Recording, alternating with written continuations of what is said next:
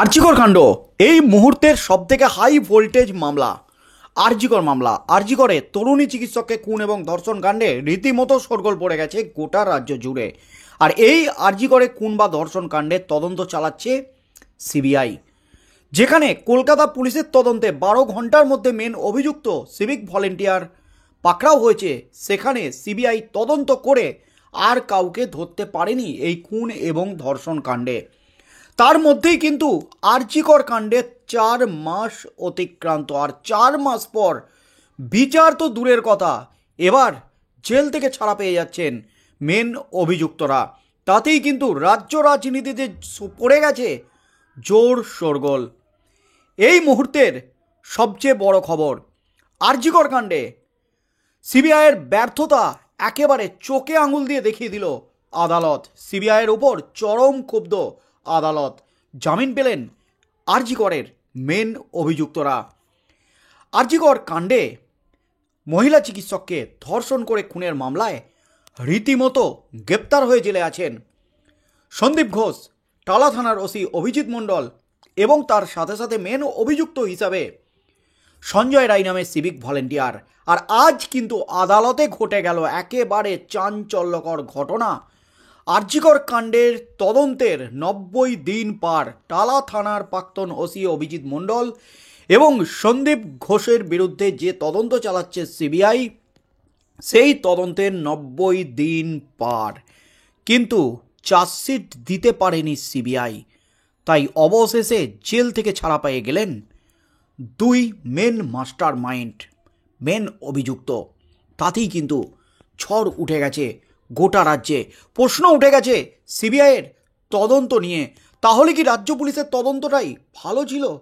রাজ্য পুলিশ যেখানে কুলতলি কাণ্ডে 2 মাসের মধ্যে তদন্ত করে ফাঁসির সাজা দিতে সাহায্য করেছে আদালতকে, বিচার প্রক্রিয়া শেষ হয়েছে, সেখানে আরজিকর কাণ্ডে সিবিআই এতদিন ধরে কি করছে? 4 মাসে তো কাউকে ধরতেই পারল না। রাজ্য পুলিশ যাকে ধরেছে তাকে নিয়েই তো সিবিআই লাফালাফি করছে। তাহলে সিবিআই কি করছে? এই প্রশ্নগুলো কিন্তু উঠে গেছে গোটা রাজ্যে নয়, একেবারে আদালতে। আরজিকর হাসপাতালে চিকিৎসককে ধর্ষণ এবং খুনের মামলায় শুক্রবার সাপ্লিমেন্টারি চার্জশিট দিতেই পারল না সিবিআই, যার ফলে জামিন পেয়ে গেলেন আরজিকর মেডিকেল কলেজের প্রাক্তন অধ্যক্ষ সন্দীপ ঘোষ এবং টালা থানার প্রাক্তন ওসি অভিজিৎ মণ্ডল। চিকিৎসক পড়ুয়ার খুন এবং ধর্ষণের মামলায় প্রমাণ লোপাটের অভিযোগ ছিল তাদের বিরুদ্ধে। 2000 টাকা বন্ডের বিনিময়ে জামিন পেয়েছেন সন্দীপ এবং অভিজিৎ। জামিন পেলেই এখনই জেল থেকে বেরোতে পারবেন না সন্দীপ।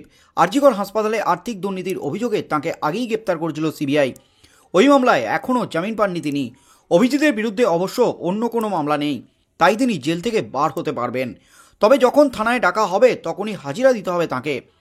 শুক্রবার সিবিআই আদালতে ছিল আরজিকরে খুন এবং ধর্ষণের মামলা শুনানি।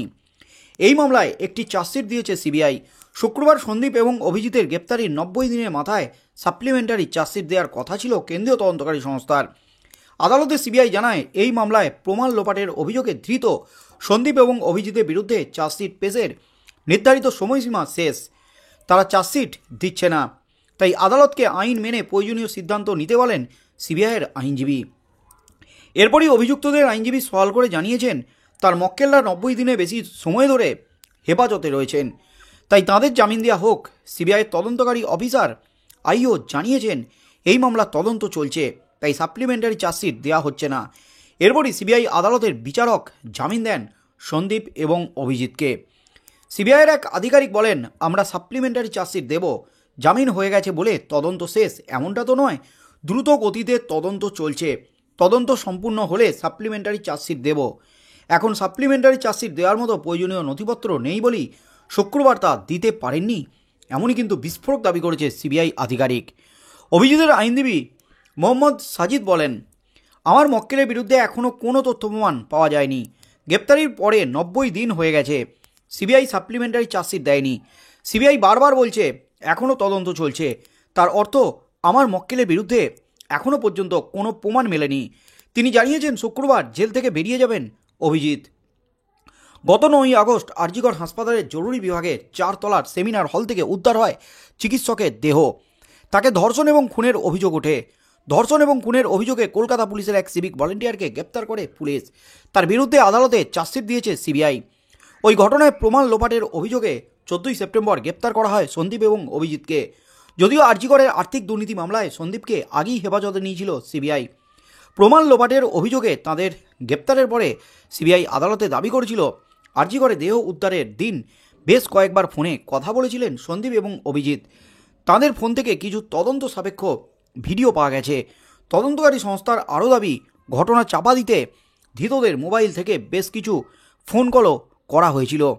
কয়েকজন সাক্ষীকে ফোন করেছিলেন তারা। এই বিষয়টি খতিয়ে দেখতে চেয়ে দুজনের জামিনের বিরোধিতা করে কেন্দ্রীয় তদন্তকারী সংস্থা আদালতে বিস্ফোরক দাবি করেছিল।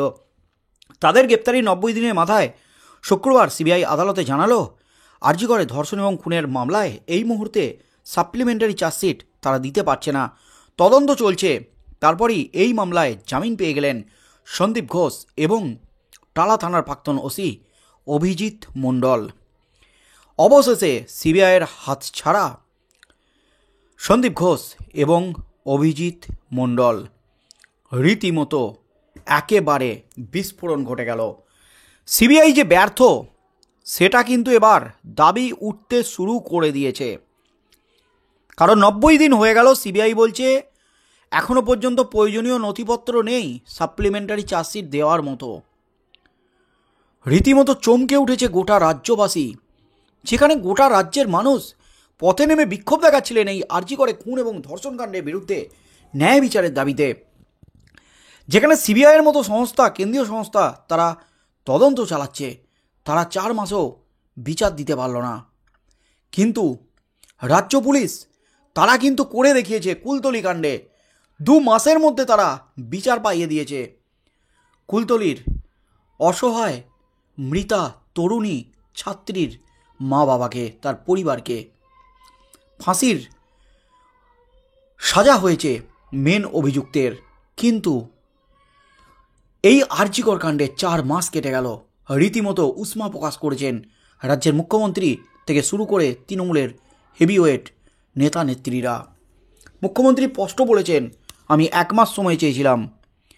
কিন্তু সিবিআইকে এনে কি লাভ হলো, এই প্রশ্নটাই কিন্তু উঠে গেছে। বন্ধুরা, আপনারা কি বলবেন? সিবিআইকে সম্পূর্ণ ব্যর্থ? সিবিআই কেন